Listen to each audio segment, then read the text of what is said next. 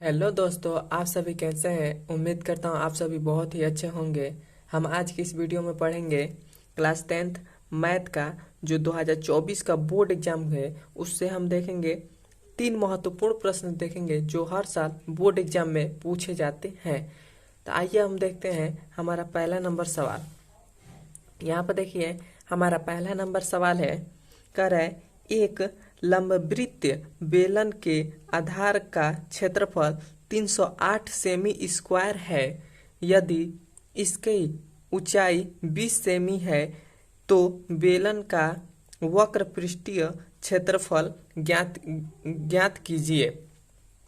हमसे इस क्वेश्चन में कह रहा है कि एक लंबवृत्तीय है, उसका बेलन के आधार का क्षेत्रफल 308 सेमी स्क्वायर दे दिया है और उसकी जो ऊंचाई है वह 20 सेमी दे दिया है। तो हमें बेलन का वक्र पृष्ठीय क्षेत्रफल ज्ञात करने के लिए कह रहा है। तो सबसे पहले हम एक बेलन बना लेते हैं, लंबवृत्त बेलन। तो यहाँ पर हमारा, यहाँ से देखिए हमारा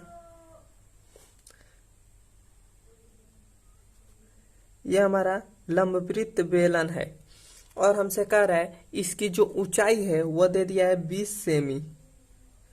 20 सेमी हमें ऊंचाई इसका 20 सेमी दे दिया है और कह रहा है बेलन के आधार का क्षेत्रफल, ये जो हमारा ये आधार है इसका क्षेत्रफल दे दिया है हमारा 308 दे दिए गए हैं। 308 दे दिए गए। तो यहाँ पर हम लिख दे रहे हैं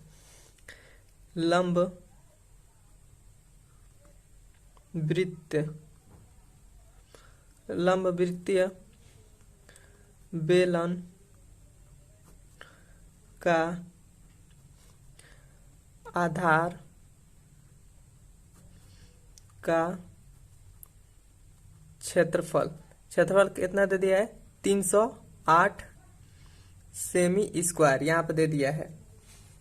और हमसे इसमें इसकी ऊंचाई जो दे दिया है यहाँ पे लिख दे रहे हैं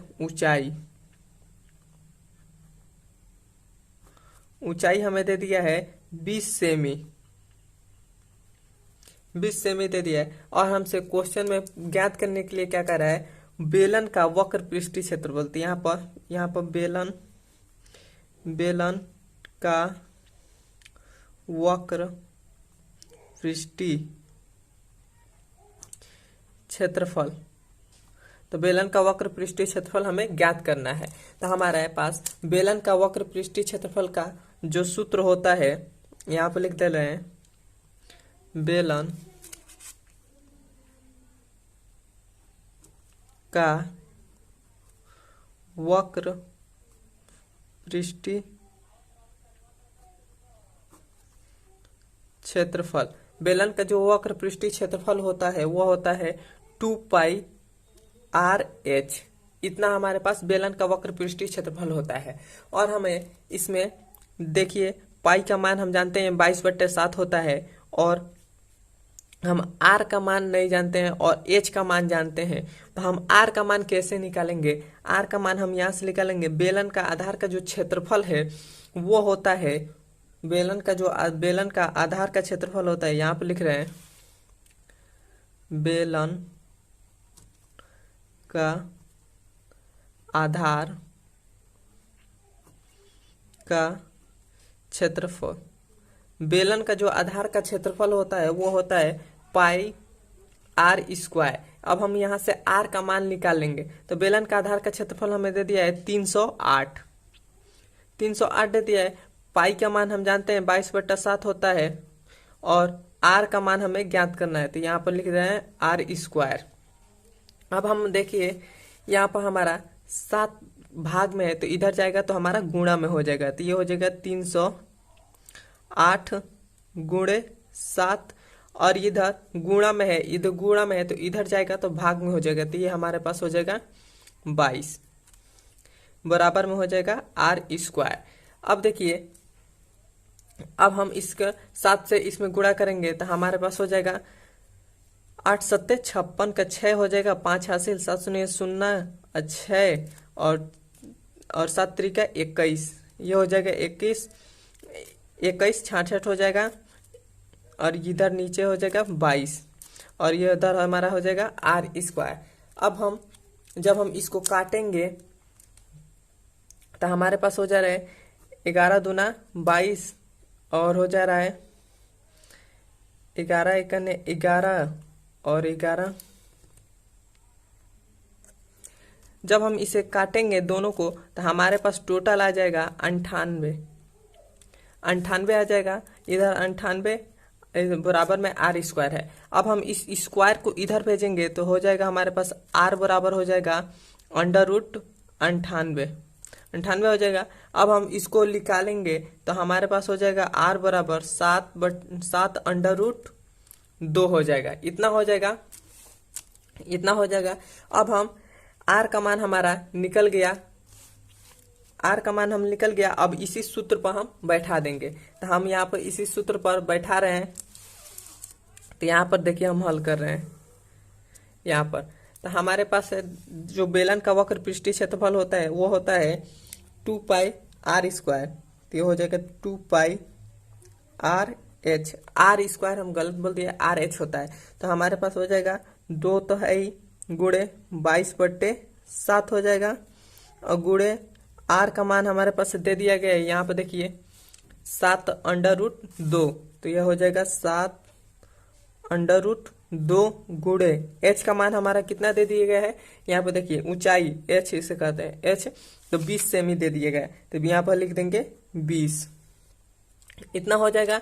अब हमारे यहाँ से देखिए 7 से ये 7 कट गया और इसको हम गुणा करेंगे तो हमारे पास हो जाएगा 22 दूना 44 गुणे √2 गुणे ये हो जाएगा 20। अब हम 20 का इसमें गुणा करेंगे तो हमारे पास हो जाएगा ये हो जाएगा 0 0 0 और हो जाएगा 0 का 0 हो जाएगा और 4 दूना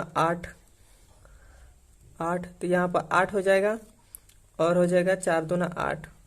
ये हो जाएगा 880। इतना हो जाएगा। और यहाँ पर √2 है तो ये हो जाएगा √2 और यहाँ पर लिख दीजिए सेमी स्क्वायर। यही हमारा आंसर हो जाएगा। यही हमारा वक्र पृष्ठीय क्षेत्रफल ज्ञात हो गया और यही हमारा आंसर हो जाएगा। अब हम चलते हैं इसके तीसरे नंबर सवाल पर। एक बार मैं आपको और ही समझा देता हूं। इसे देखिए, सबसे पहले इस क्वेश्चन में हमें दिया था जो दिया था वो लिख दिए। तो हमें लंबी वृत्तीय बेलन का आधार का क्षेत्रफल दे दिया था 308 सेमी स्क्वायर, इसको लिख दिए। उसके बाद दे दिया था ऊंचाई हमें दे दिया था 20 सेमी। उसके बाद हमें वक्र पृष्ठीय क्षेत्रफल ज्ञात करने के लिए करा था, तो ज्ञात कर दे। अब हम जानते हैं वक्र पृष्ठीय क्षेत्रफल का जो सूत्र होता है वो होता है 2πRh होता है। अब हम 2πRh, तो हम पाई का मान भी जानते हैं और h का मान हमें दे दिया है। r का मान नहीं जानते हैं तो हम r का मान सबसे पहले निकालेंगे। तो r का मान हम कहाँ से निकालेंगे, तो ये बेलन का आधार का जो क्षेत्रफल है वो होता है वो πr² होता है। तो बेलन का आधार का क्षेत्रफल होता है π² है स्क्वायर। तो यहाँ पर बेलन का आधार का क्षेत्रफल 308 दे दिया था और यहाँ पर पाई का मान जानते हैं 22/7, या आर का मान ज्ञात करना है तो r² हो गया। उसके बाद इस 7 को गुणा भाग में है तो इधर भेजे तो गुणा में हो गया, और ये 22 जो गुणा में है तो इधर भेजे तो हमारे पास हो गया भाग में। जब इसको गुणा किए तो हमारे पास आ गया 2166, इतना आ गया और नीचे आ गया 22, बराबर में हमारा आ गया r²। अब हम जब इसको हम काटे तो हमारे पास आ गया 98 आ गया। अब बराबर में हमारा है r²। अब हम इस स्क्वायर को इधर भेजें तो हमारे पास 98 का ऊपर रूट आ गया, √98 आ गया। उसके बाद अब हम इस √98 को जब बाहर निकाले तो हमारे पास 7 और √2 आ गया। तो r का मान हमारे पास इतना आ गया। अब हमारा r का मान जब आ ही गया तो हम इसमें जो वक्र पृष्ठीय क्षेत्रफल होता है बेलन का वो होता है 2πRh। हमारे इसमें पाई का भी मान जानते हैं, r का भी मान ज्ञात कर लिए हैं यहाँ पर, और h का मान हमारे पास है।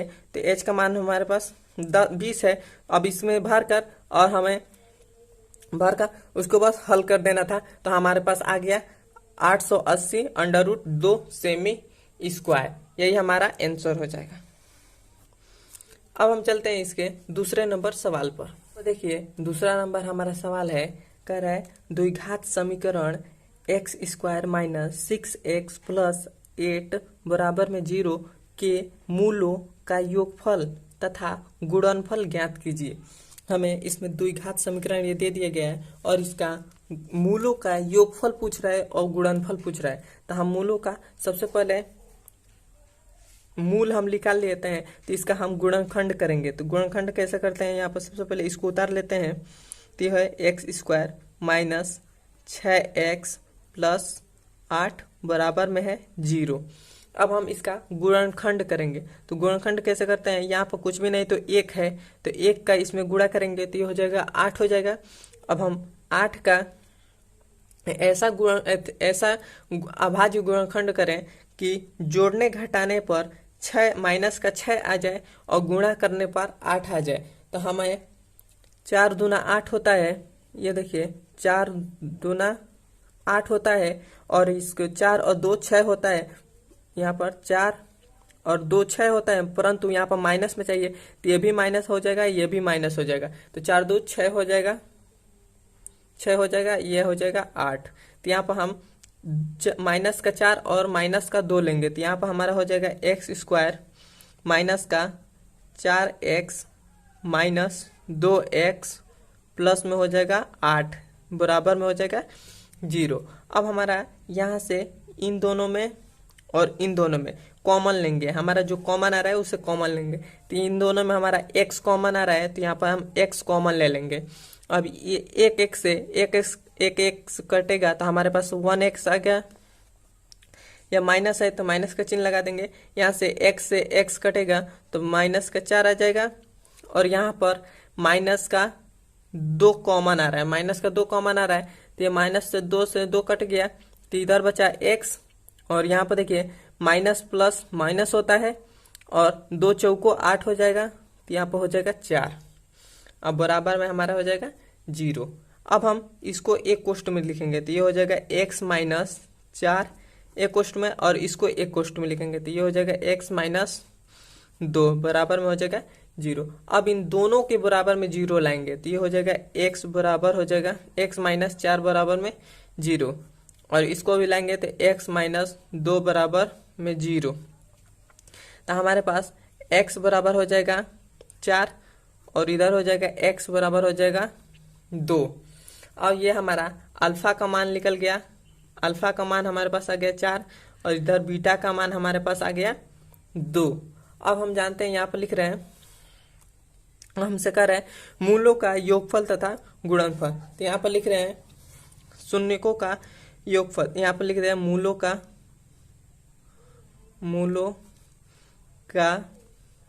योगफल। मूलों का योगफल होता है वो होता है माइनस का b बट्टा होता है b बट्टा a, माइनस का b बट्टा a होता है। अब हम यहाँ से b का मान कैसे निकालेंगे, तो यहाँ पर देखिए यहाँ से यहाँ पर इसके गुणनखंड में यहाँ पर इसको ऐसे कर दे रहे हैं, इसका गुणनखंड क्या है, x² का गुणनखंड क्या है गुणा में, तो वो है a, उसे मान लेते हैं तो एक तो है तो a हो जाएगा। और इधर देखिए b का मान हमारे पास हो जाएगा ये x² x का गुणनखंड क्या है, x का गुणांक है माइनस का 6 और यहाँ पर अचर पद है तो उसको मानते हैं c बराबर हो जाएगा 8, इतना हो जाएगा। अब हम यहाँ से b का मान हमारे पास है माइनस का 6, तो ये हो जाएगा माइनस का 6 हो जाएगा, और ये माइनस है तो यहाँ पर माइनस हो जाएगा। और बटा में a का मान हमारे पास 1 है तो ये 1 हो जाएगा, और बराबर में ये माइनस माइनस हो जाएगा प्लस, ये हो जाएगा 6 बटा में 1 है तो 1 हो जाएगा, बराबर में 6 हो जाएगा। तो 6 हमारा ये आंसर हो गया, ये मूलों का योगफल हो गया। अब हम मूलों का गुणनफल ज्ञात करेंगे। तो गुणनफल कैसे ज्ञात करते हैं, तो मूलों का यहाँ पर लिख रहे हैं मूलों का गुणनफल, मूलों का गुणनफल होता है c/a होता है। तो c का मान हमारे पास है 8 तो ये हो जाएगा 8, और a का मान हमारे पास है 1 तो ये हो जाएगा 1, तो बराबर में हो जाएगा 8, यही हमारा आंसर हो जाएगा। अब हम तीसरा नंबर सवाल देखेंगे। तो यहाँ पर देखिए तीसरा नंबर सवाल यहाँ पर लिखे हैं। तीसरा नंबर कि सिद्ध कीजिए कि 3+2√5 एक अपरिमेय संख्या है। यह हमें सिद्ध करना है कि 3+2√5 एक अपरिमेय संख्या है। तो जब भी ऐसा क्वेश्चन दे दे अपरिमेय संख्या वाला, तो हम सबसे पहले मानते हैं, यहाँ पर लिखेंगे माना 3+2√5 एक परिमेय संख्या है।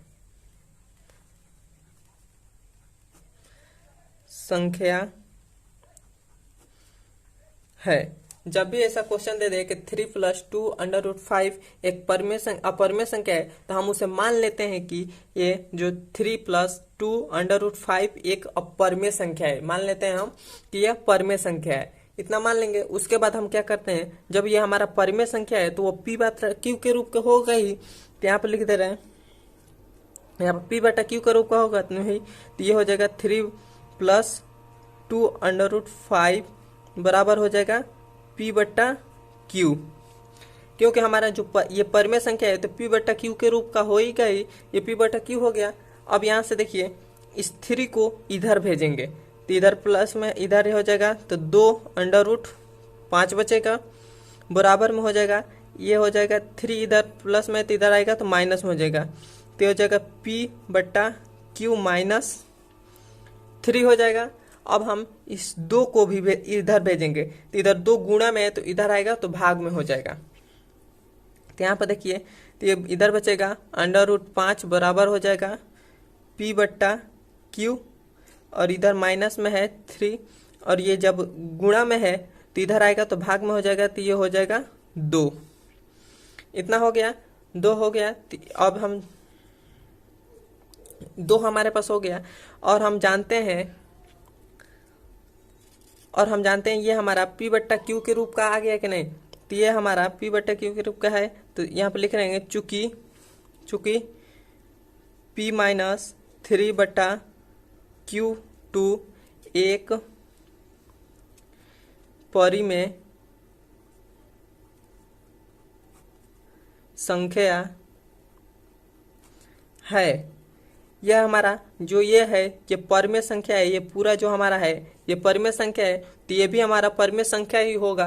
परंतु तो यहाँ पे लिख दे रहे हैं तब √5 एक परिमेय संख्या है, परिमेय संख्या है। और हम जानते हैं इतना लिख देंगे, उसके बाद फिर से लिखेंगे अतः ये हमारा जो √5 है यह अपरिमेय संख्या है, हम जानते हैं। तो यहाँ पर लिखेंगे √5 एक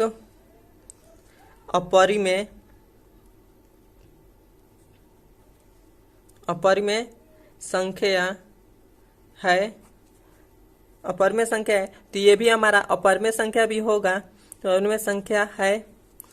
तब ये हो जाएगा p-3/q2 एक परिमेय संख्या है। और यहाँ पे लिख देंगे अतः, और हम जानते हैं ये देखिए यहाँ पर ये जो है ये एक बार सिद्ध हो गया कि ये परिमेय संख्या है, और यहाँ पर हमारा जो सिद्ध हुआ है यह अपरिमेय संख्या, ये परिमेय संख्या नहीं, यहाँ पर अपरिमेय संख्या है। यहाँ पर एक बार हमारा सिद्ध हुआ कि यह परिमेय संख्या है, और एक बार सिद्ध हमारा हो रहा है कि यह अपरिमेय संख्या है। और यहाँ पर भी देखिए एक बार यह √5 एक परिमेय संख्या सिद्ध हो रहा है, और यहाँ पर देखिए √5 एक अपरिमेय संख्या हो रहा है। तो ऐसा कभी नहीं होता है कि एक संख्या जो परिमेय भी संख्या हो और अपरिमेय भी संख्या हो। तो यहाँ पे लिख देंगे अतः हमारी कल्पना गलत है कि 3+2 2√5 एक अपरिमेय संख्या है, अतः यह एक अपरिमेय